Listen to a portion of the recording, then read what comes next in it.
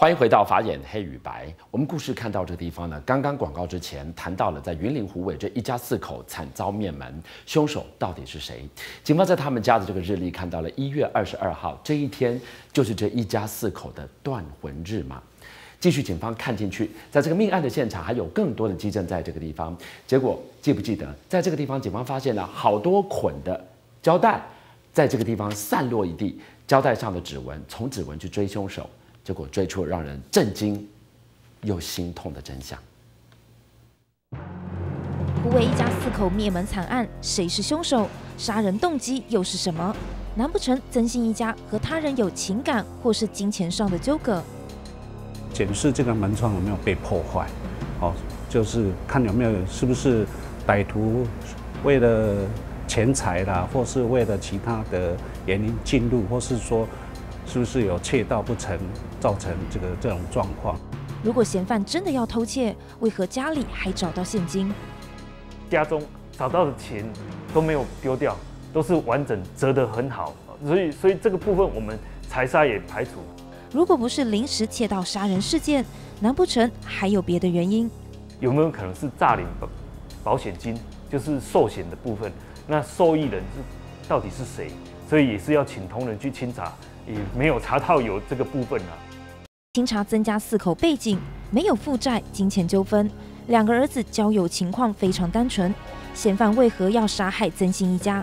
重新检视命案现场，透露着不寻常的气氛。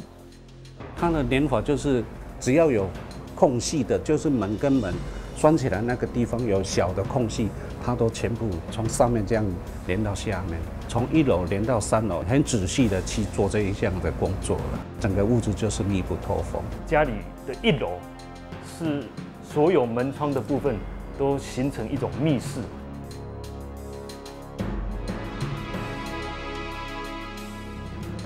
警方勘查命案现场，1楼跟2楼完全没有发现有外人进出的迹象。如果这真的是一个密室杀人的他杀命案，难不成嫌犯是从顶楼入侵的吗？我们在清查2楼以及3楼的阳台，以及后面的那个逃生的窗子，都没有发现说有被开启。地面上以及那个阳台的那个女儿墙台上，那个所贴的瓷砖上面有飞尘，一层厚厚的灰尘，也没有发现说有这个脚印进入或者是离去的这个迹象。所以从这个楼梯出啊。要进入这个空间，要进入3楼或2楼的几率是把它完全就排除掉了。要如何破解这一起密室杀人事件？回归原点，所有问题全锁在这间屋子。警方抽丝剥茧，从命案现场留下来的胶带找线索。只是所有的基证都要带回去处理，所以包括所有粘贴门窗的这些胶带，我们全部都把它撕下来。警方化验了上百条胶带，有没有可能找出什么线索？皇天不负苦心人啊！那我们刚好就很幸运的在其中的一些胶带上面有采到一些指纹。指纹比对结果太令人震惊，都是长子的，没有其他外来的指纹。曾家灭门惨案不是外人干的，竟然是曾家大哥。因为他们死亡时间确实是不一样，父母亲跟弟弟是同一个时段，就是用1氧化碳的，因为他尸体已经呈肿胀，依我们法医学研判，大概都死亡超过3、4天以上才形成状况。2楼的部分，他这个长子尸体都还没发臭，尸斑的部分也还不是说很明显啊，所以我们大概研判大概尸体死亡时间大概1到2天左右了。验尸报告显示，曾家大哥死亡时间最晚，警方推估他很有可能先杀害家人，再终结自己的生命。真相大白，让外界震惊又遗憾，原来是曾家大哥亲手结束家人的生命。亲友们知道后，完全不怪他，反而心疼曾家大哥怎么会做出这样的傻事。很认真工作，他每次都从虎尾都不管刮风下雨都骑机车去上班。曾姓一家4口相依为命，最后灵堂连一张照片也没有。如此孝顺的曾家大哥，怎么忍心带走亲人和自己的生命？到底这一家人在倒数的生活里发生了什么事？其实他以前家境是还不错，做土木工程师家境是还不错。那后来因为经营失败以后，家境开始陷入困境。家道中落的曾家，所有经济重担全落在曾大哥身上。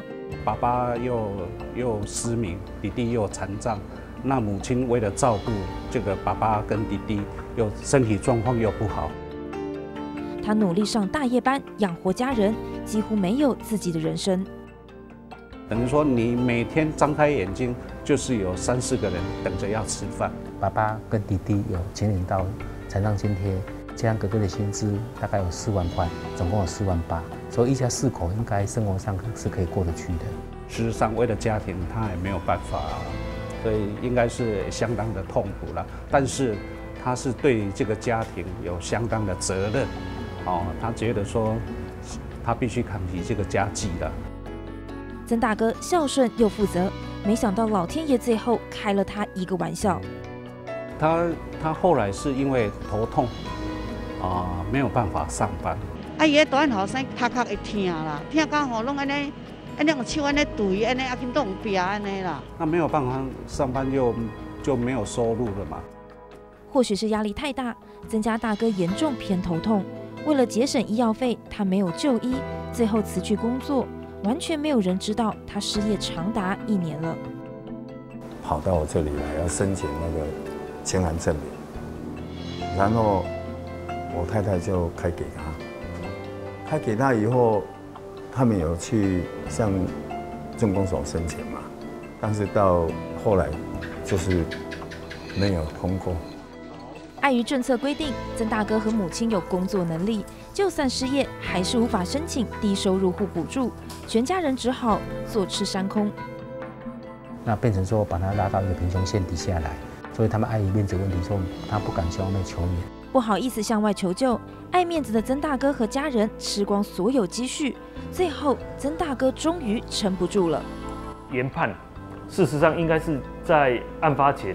这家人应该是有在合意的情形下来同意长子做这样的一个布局。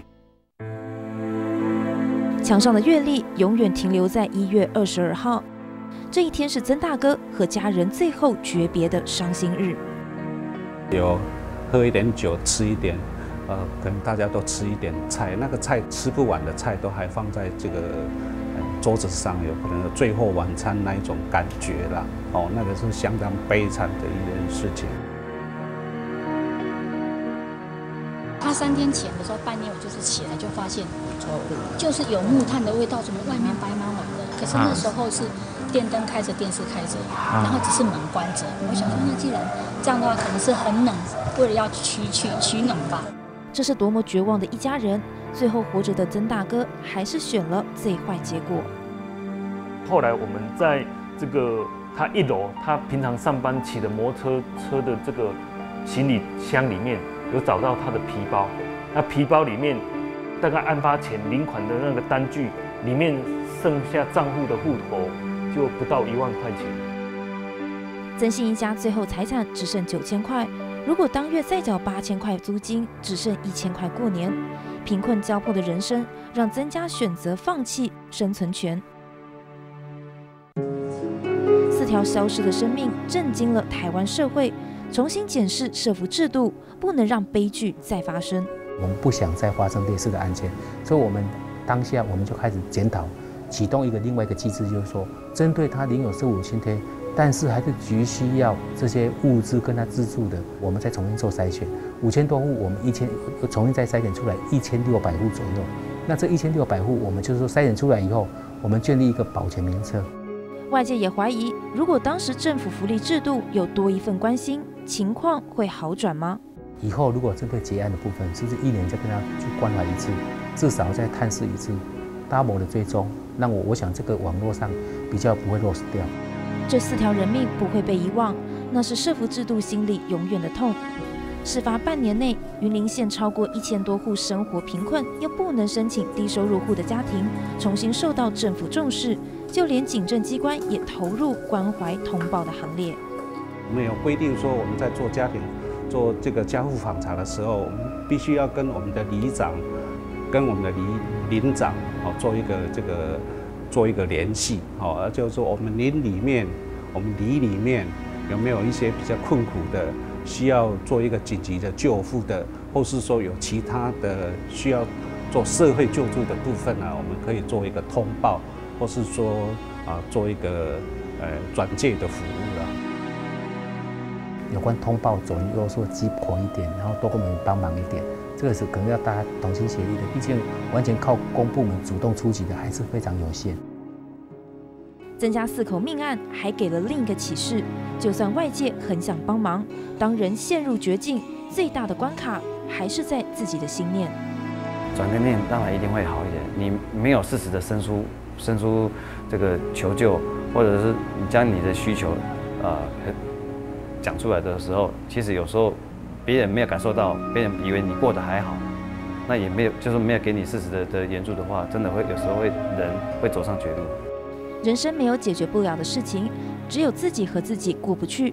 回归根本，如果曾心一家人在当下愿意开口向外求救，或许会有不一样的结果。